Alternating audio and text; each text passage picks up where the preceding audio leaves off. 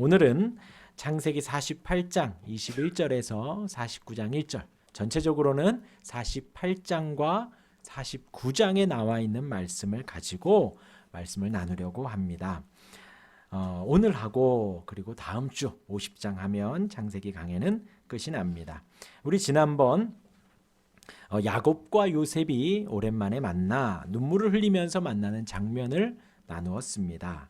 야곱이 가나안을 떠날 때에 그 형제들이 아들들이 애굽에서 돌아와서 우리 동생 요셉이 살아 있습니다 라고 하여서 야곱이 떠나려고 할 때에 두려운 마음이 있었지요. 하나님이 말씀하신 그 약속의 땅을 떠나야 하고 그 애굽으로 들어가야 하는 그 상황 속에서 하나님이 아브라함과 이삭이 하나님께 예배했던 그 브엘세바에서 야곱이 예배를 하게 되고 하나님도 여러 번 나타나셔서 야곱의 마음에 확신을 주었습니다.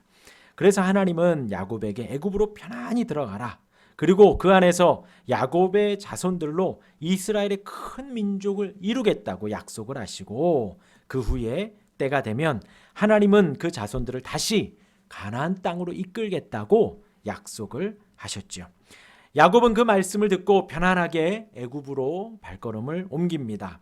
70여 명의 모든 자식들을 다 데리고 바로를 만납니다. 야곱이 바로를 축복합니다.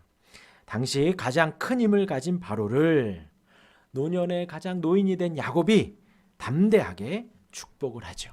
하나님의 평강을 전하고 하나님의 축복을 전합니다. 그리고는 자신이 죽거든 애굽에 매장하지 말고 아브라함과 이삭이 묻힌 조상의 묘지에 장사할 것을 다짐을 받습니다. 그렇게 47장이 마무리가 되고 오늘은 48장과 49장에서 야곱이 노년이 되어서 자녀들을 축복하는 장면을 나누려고 합니다. 먼저 요셉의 자녀들을 요셉이 야곱에게 데리고 옵니다. 므낫세와 에브라임이지요. 49장에서는 12아들에게 축복하는 장면이 나옵니다. 먼저 48장에서 야곱과 요셉이 다시 만납니다. 야곱이 연로하고 나이가 들어서 이제 요셉이 그 아버지를 찾아가는 것이지요. 요셉이 아버지 야곱을 만나기 위해 온 이유는 연로한 아버지를 뵙기 위해서 온 이유도 있지만 더 중요한 것은 요셉의 두 자녀 므낫세와 에브라임을 믿음의 계보, 즉 이스라엘 가정의 일원으로 편입시키려는 의도도 담겨져 있습니다.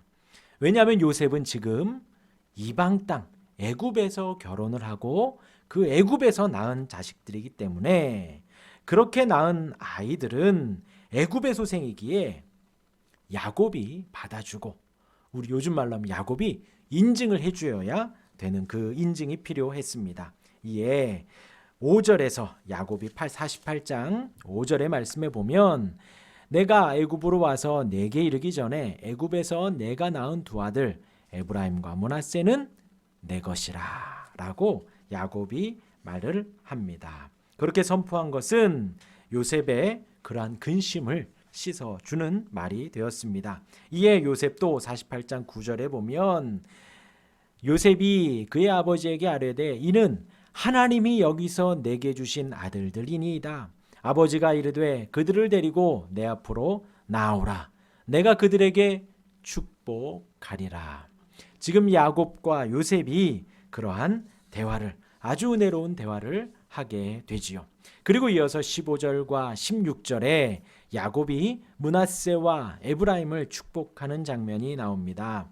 제가 읽어드리겠습니다. 48장 15절에 그가 요셉을 위하여 축복하여 이르되 내 조부 아브라함과 아버지 이삭과 이삭이 섬기던 하나님, 나의 출생으로부터 지금까지 나를 기르신 하나님, 나를 모든 환난에서 건지신 여호와의 사자께서 이 아이들에게 복을 주시오며 이들로 내 이름과 내 조상 아브라함과 이삭의 이름으로 칭하게 하시오며 이들이 세상에서 번식되게 하시기를 원하나이다 했습니다.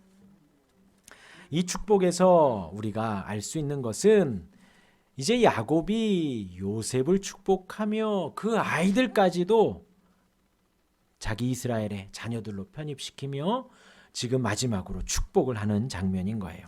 15절에 내 조부 아브라함과 이삭이 섬기던 하나님, 나의 출생으로부터 지금까지 나를 기르신 하나님이라고 합니다. 여기서 섬긴다라는 표현은 쫓는다라는 의미를 담고 있습니다. 곧 세상을 쫓지 않고 아브라함과 이삭과 야곱이 하나님을 쫓았다라는 거예요. 그리고 이 쫓는다라는 단어에는 함께한다, 동행한다라는 의미도 담겨져 있습니다. 그러니 아브라함과 이삭과 야곱이 하나님을 섬긴다라는 것, 그것은 하나님을 쫓아다니고 하나님과 더불어 동행한다라는 의미가 담겨져 있는 것이지요. 우리가 하나님을 섬긴다라는 것은 이렇게 주일에 와서 예배하고 찬송하는 것으로 끝나는 것이 아니라 우리의 매일매일의 삶 속에 이 세상의 풍조를 쫓지 않고 하나님을 쫓아 살아간다는 거예요. 이 세상 사람들과 동행하지 않고 하나님과 동행한다라는 것입니다. 그것이 아브라함이, 이삭이, 야곱이 하나님을 섬긴다는 의미가 담겨져 있습니다. 이어서 나의 출생으로부터 지금까지 나를 기르신 하나님. 지금 이 고백이 야곱이 한 이야기입니다. 야곱의 우리가 출생과 야곱이 자라온 과정들을 우리가 한번 쭉 새겨보면요, 하나님께서 야곱을 이삭과 에서와 야곱, 에서와의 다툼이 있게 하고 에서의 것을 뺏게 하고 또 집에서 쫓겨나고 광야를 홀로 여행하며 또 삼촌을 만났지만 삼촌에게도 속임을 당하고, 그러한 인생 속에 야곱이 이제 노년이 되어서 고백을 하는 겁니다. 나의 출생으로부터 지금까지 나를 기르신 하나님. 부모님이 키운 것 같지만 하나님이 키우셨다라는 거예요. 본인이 노력해서 여기까지 왔다라고 생각하는 것이 아니라 하나님께서 나의 태생부터 나의 자라온 과정, 지금 이 노년에기까지 하나님이 키우시고 하나님이 기르셨다라는 것입니다. 또 이 기른다라는 표현을 보면 야곱은 평생 양을 기르는 사람이었지요. 그러고 보니 본인이 양의 필요를 채우고 양에 먹을 것을 주고 쉬게 하고 물을 주며 그렇게 양들을 돌보았는데, 돌아보니 하나님이 나를 돌보시고 나를 키우셨구나. 하나님이 좋은 목자였고 하나님께서 내가 태어날 때부터 지금까지 양육하시고 기르신다라는 표현을 쓴 것입니다. 지금도 보면 하나님께서 온 세상에 태양을 비춰주시지요. 그리고 제가 아까 말했지만 눈도 주십니다. 우리가 하나님의 사람들이니까 눈을 우리를 피해서 주시지 않아요. 우리가 가는 길에 눈이 다 녹게 하시지도 않습니다. 동일하게 구름과 비와 눈으로 세상 사람들과 똑같이 우리에게 주셔요. 그런데 이 야곱이 고백하기를, 그리고 우리의 고백 속에서 더 세밀하게 특별히 하나님이 나를 양육하시고 나를 기르시는구나 라는 거예요.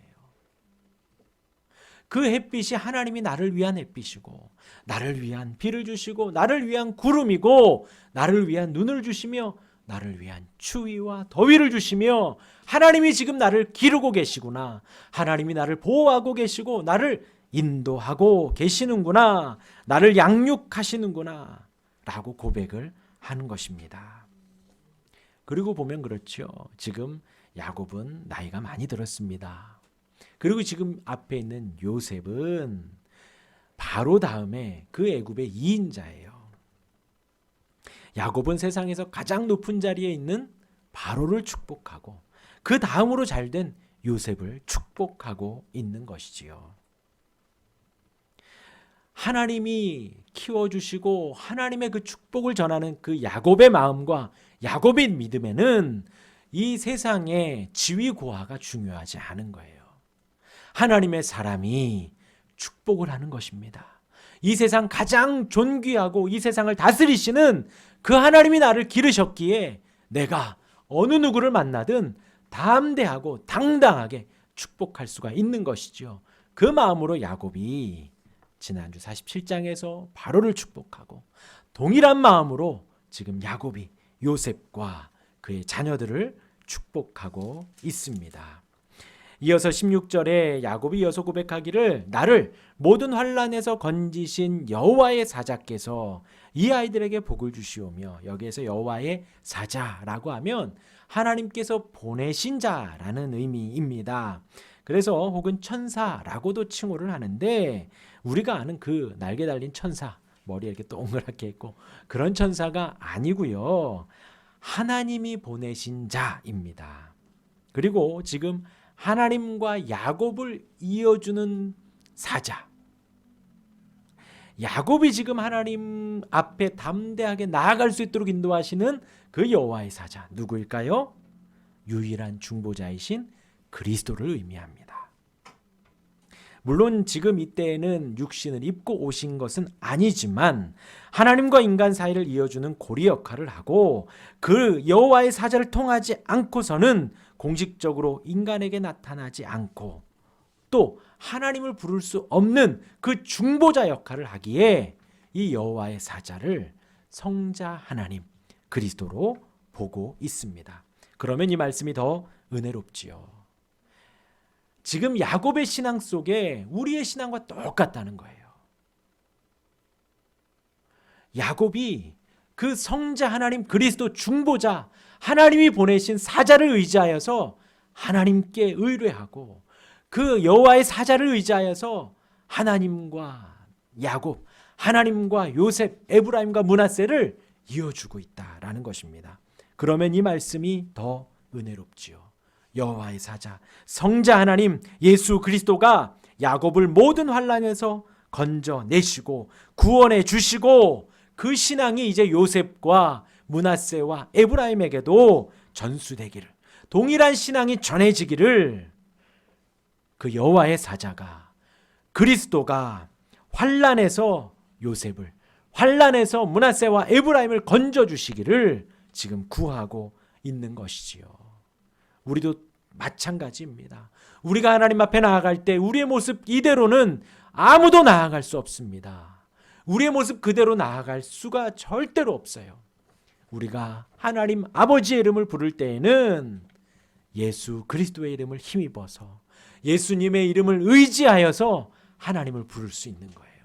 예수님의 이름 의지하여서 하나님을 아버지라 부르고 하나님을 섬길 수가 있는 것입니다. 하나님께 기도할 수 있는 것이고, 하나님께 아뢰일 수 있는 것이고, 하나님께 우리의 눈물을 보이고 우리의 찬송을 드리고 감사를 드릴 수 있는 것입니다.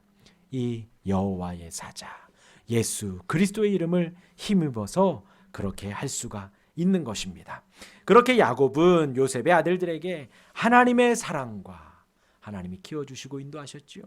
그리고 예수 그리스도의 은혜와 그리고 동일하게 운행하시는 성령 하나님의 교통하심을, 그러한 온전한 신앙을 축복해주고 전수해주고 있다는 것입니다.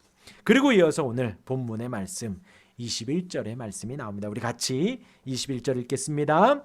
이스라엘이 요셉에게 또 이르되 나는 주구나 하나님이 너희와 함께 계시사 너희를 인도하여 너희 조상의 땅으로 돌아가게 하시려니와.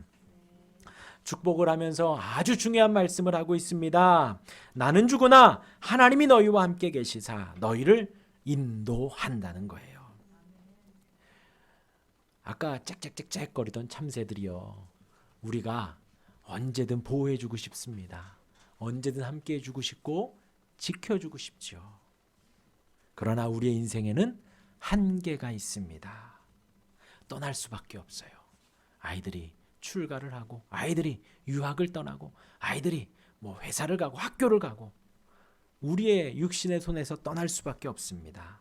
그러나 다만 하나님이 계시니 걱정하지 말라는 것입니다. 그러면서 하나님께서 너희를 어떻게 인도하는지 이제 49장에서 12 아들들에게 축복해 주면서 더 구체적으로 말을 하고 있습니다. 그러니까 이 말이 너무나도 중요해요. 나는 주구나 하나님이 너희와 함께한다. 우리가 영원히 함께해 줄 수 없습니다. 우리가 도와줄 수도 없고요. 바로 눈앞에서도 안 좋은 일, 좋은 일이 있을 수가 있기 때문에 우리 마음에는 정말 저 아이들이 잘 되고 건강하고 좋게 되기를 바라지요. 우리의 배우자가, 우리의 부모님이, 우리의 자녀들이 그리 되기를 바라지요. 그러나 우리가 해줄 수 있는 것에는 철저하게 한계가 있어요. 그래서 우리가 지금 야곱이 축복하는 것처럼 하나님이 함께 하시사 너를 인도하여 너희 조상의 땅으로 돌아가게 하신다.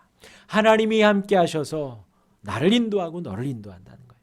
하나님이 함께 하셔서 우리를 인도하시고 우리의 가족들을 인도하실 것입니다. 이제 49장으로 넘어옵니다. 49장에서 이렇게 잠깐 이렇게 보시면요. 2절부터 쭉 한 칸 띄어져 나와가지고 그 12아들들의 이름을 하나하나 언급을 하면서 축복하는 장면이 나와요.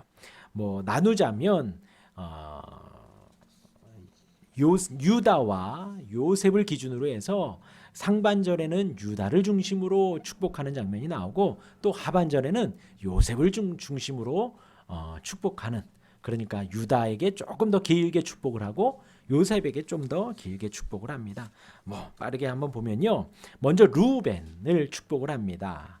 루벤을 보면요. 너희는 모여들어라 야곱의 아들들아 너희 아버지 이스라엘에게 들을지어다 라고 하면서 루벤아 너는 내 장자요 내 능력이요 내 기력의 시작이라 위풍이 월등하고 권능이 탁월하다마는. 좋은 말이에요. 좋은 말. 루벤아 너가 났을 때 내가 얼마나 기뻤는지. 너는 내 장자다. 내 능력이다. 내 기력의 시작이다. 루벤만 보면 야곱이 막 힘이 났던 거예요. 기력의 시작이라. 그런데 물의 끓음 같았은즉 넌 탁월하지 못하리니 내가 아버지의 침상에 올라 더럽혔음이로다. 그가 내 침상에 올랐었도다. 그것을 알고 있는 거예요. 야곱의 아버지의 첩 비라와 잠자리를 하며 장자로서의 권한을 잃었다라는 것입니다. 야곱은 르우벤을 제일 먼저 언급하면서 장자이기 때문에 대우해 주려는 것이 아니에요. 그것이 아니라 칼빈 주석에 의하면요. 철저한 수치를 드러내어 공정한 비난을 통해서 그를 낮추려는 것입니다. 그러니까 야곱이 봤을 때 이 르우벤의 실수는 너무나도 충격적이었던 거예요. 자녀들에게 다 알려서 제일 먼저 말을 하면서 그를 낮추고 그를 비난하고 그를 혼내려고 했던 것입니다. 이제 너는 장자가 아니라는 거예요. 아무것도 아니라는 거예요. 내가 아버지의 침상을 더럽힐 때부터 이미 출생할 때부터 바른 너는 그냥 가만히 있었으면 장자의 권한과 장자의 모든 것을 받을 수 있었을 텐데 그 실수를 하면서 너는 사라져버린 것이다 라고 이야기를 하는 것입니다. 조금만 우리에게 적용을 해보면요. 자신의 그 욕구를 절제하지 못했지요. 그러한 무절제가 우리의 인생을 무너뜨릴 수가 있다라는 것입니다. 르우벤은 단순히 무절제한 것이 아니었지요. 아버지의 침상을 더럽힌 것입니다. 욕구가 일어날 수 있지만 그 욕구를 통제하지 못할 때에 우리는 그 사람들을 사회적으로 격리하죠. 그리고 또 치료를 권하기도 합니다. 여러 가지 중독에 있어서요.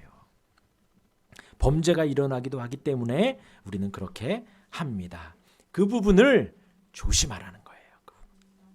이어서 시므온과 레위에 대해서 야곱이 이야기를 합니다.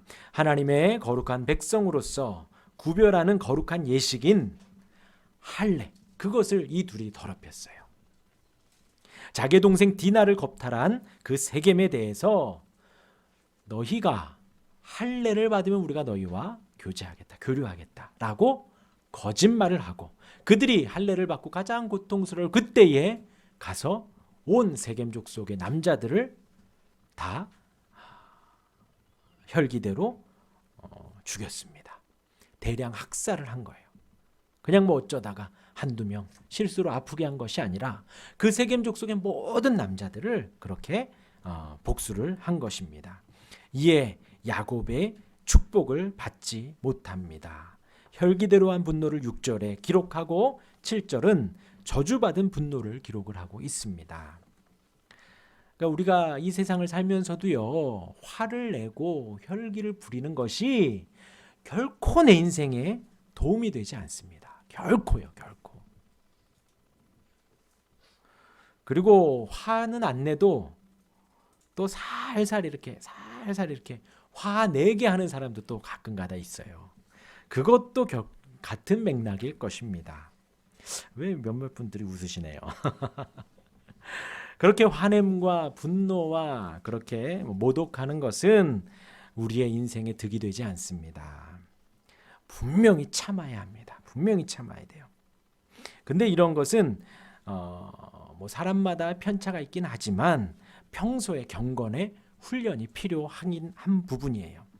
조금 전 요셉만 해도 그러하지요. 형들을 다시 만났을 때. 지금 요셉이 당한 것은 형들로부터 죽을 뻔하였어요.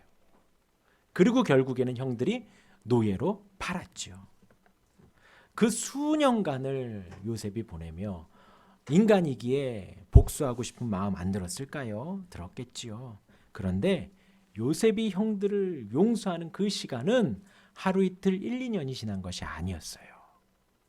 하나님께서 요셉을 인도하시며 20여 년을 인도하시면서 요셉은 훈련되었다라는 것이지요. 평소의 작은 화와 분노를 하나님께 맡기시기를 바랍니다. 그럴 때마다 막 화가 날 때마다 자리를 피하셔서 교회로 오시길 바랍니다. 딴 데 가지 마시고 교회로 오셔요.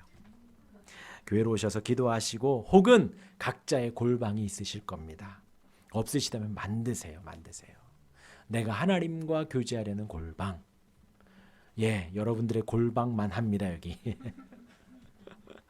언제든 오셔서 기도하시고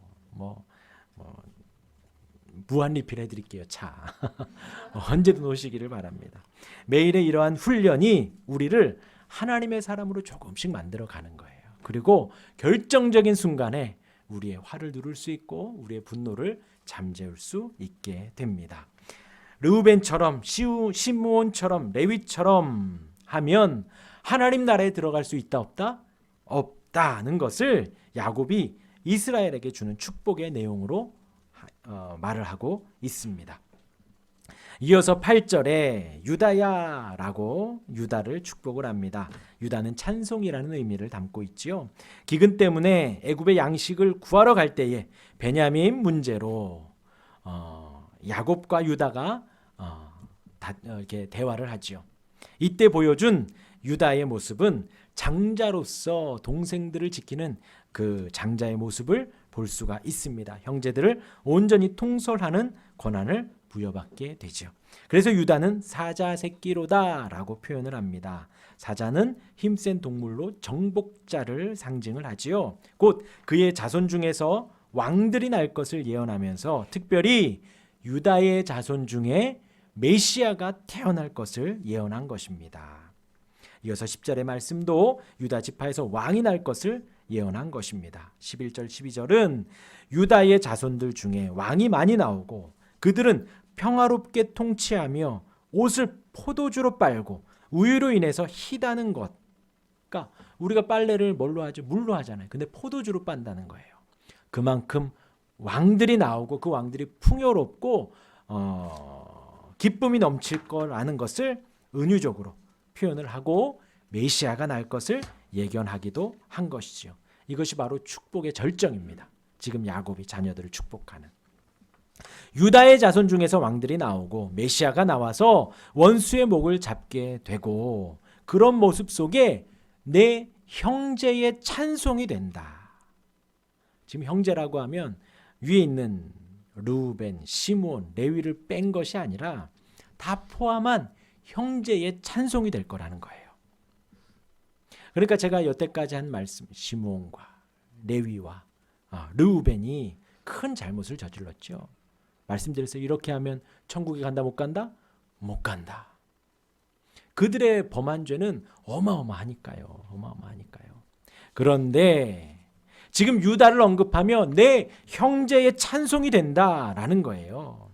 곧 시므온과 레위와 르우벤이 유다를 찬송하며 메시아적 풍요를 누리게 된다는 것이지요.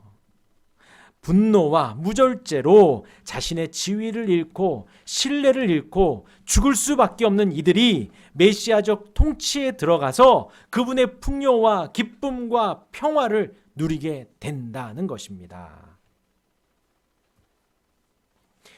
그들조차도 하나님의 은혜 속에, 하나님의 인도하심 속에 구원의 계보에 들어가고 유다를 찬송하며 메시아를 바라며 믿음의 삶을 살 수 있다는 거예요. 여기 있는 우리는 나는 르우벤과 같지 않고 나는 시므온과 같지 않다가 아니에요. 르우벤과 시므온과 레위를 구원하신 하나님이 나를 구원하셨다라는 겁니다. 이러한 사람도, 나와 같은 사람도 하나님이 구원하시고 그 은혜 속에 찬송할 수 있다라는 것이지요. 그러면 그렇게 은혜 받은 사람은 어떻게 하냐? 내 안에 절제해야지. 분노하지 말아야지. 마음을 먹는 순간부터 하나님의 은혜가 우리를 인도해 주고 있다라는 거예요. 가장 불행한 사람은요, 그렇게 절제하지 못하고 분노하지 못했을 때에 내가 뭘 잘못했어, 나는 잘했어 라고 하는 사람이 가장 불쌍한 사람이죠. 가장 대하기 힘든 사람이 자기 잘못을 모르는 사람이에요. 그리고 이어서 이후에 스불론과 이사갈, 단 똑같이 축복을 하고 요셉에 대해서 또 한마디를 합니다. 단까지 이야기를 하면서 이제 상반절이 끝이 나요. 유다 이제 10절까지 이야기를 하고 11절까지 스불론, 13절, 14절 이사갈, 이제 16절 단은 이스라엘의 한 지파 같이 그의 백성을 심판하시리로다라고 하면서 이제 18절에 여호와여 나는 주의 구원을 기다리나이다라고 해요. 하나님, 지금 야곱이 하나님의 감동을 받아 자녀들을 축복을 합니다. 근데 축복하는 그 가운데 갑자기 여호와여 나는 주의 구원을 기다립니다 라고 탄성처럼 고백을 하는 거예요. 자녀들을 한 명 한 명 생각하며 축복하고 한 명 한 명 생각하며 그 미래의 일들을 생각하는 중에 주님이 구원해 주신 은혜가 있지 않으면 안 된다는 거예요.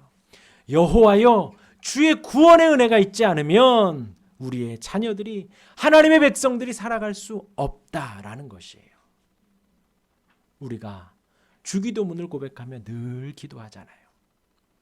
나로 이 시험 속에서 건져주시고 죄악 많은 세상에서 나를 구원하여 주옵소서. 우리 이러한 기도가 있지 않으면 안 되는 거예요. 그렇게 탄성과 같이 여호와여 나는 주의 구원을 기다립니다 라고 고백을 합니다. 이어서 상반절이 끝이 나고 야곱의 축복은 이제 하반절 요셉을 중심으로 해서 한 번 더 시작을 합니다. 아셀, 납달리, 베냐민, 이것은 나중에 기회가 될 때 한번 살펴보고요. 요셉의 축복을 한마디 더 드리도록 하겠습니다. 22절에 보면 요셉은 무성한 가지 곧 샘 곁에 무성한 가지라 그 가지가 담을 넘었도다. 활 쏘는 자가 그를 학대하며 적개심을 가지고 그를 쏘았으나 요셉의 활은 도리어 굳세며 그의 팔은 힘이 있으니, 그러니까 활 쏘는 자가 요셉에게 그 안 좋은 마음을 가지고 활을 쐈다는 거예요.